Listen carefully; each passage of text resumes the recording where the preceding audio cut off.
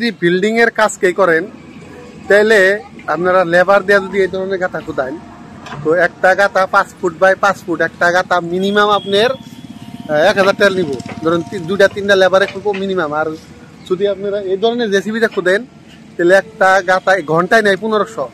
তো এই যে এই তিনটা গাঁথা দেখেন, এটা একটা গাঁথা, এটা একটা গাঁথা, আর ওদিকে একটা আছে, এই একটা তিনটা। এই তিনটা গাঁথা খুঁজতে টাইম লাগলো মাত্র 20 থেকে 25 মিনিট।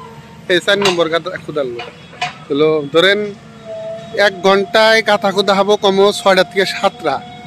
1 ঘন্টা মাত্র 1500 টাকার বিনিময়ে আপনি 6টা থেকে 7টা গাঁথা খুদা হবেন।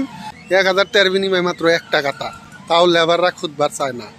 তো তাই যারা যারা বিল্ডিং এর কাম করবেন বলে ভাবছেন তারা এই ধরনের জেসিবি দিয়ে যদি গাঁথা খুদেন তাহলে আপনাকে বহুত পড়াই পড়বো।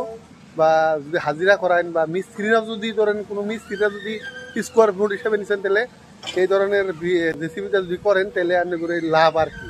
মানে এই ঘরে 16টা খুঁড়া হবো, মানে 16টা খুঁড়া খুঁড়তে ম্যাক্সিমাম 2 থেকে 3 ঘন্টা টাইম লাগবো। 3 ঘন্টায় মাত্র 4500 টাকা লাগবো মাত্র। আর যদি 16টা খুঁড়া গাঁথা খুঁড়তে মিস্ত্রি আজি রেজার নেবো 16,000 টাকা, আর হেনু মাত্র 4500 টাকা খুঁড়া আর বাকি। দেখেন কোনটাতে খুঁজলে বেশি লাভ। তাই আমি রফি ব্লকের যারা দর্শক তাকেও জানাইলাম যে গাঁথা কোনটাতে খুঁজলে বেশি ভালো হয়।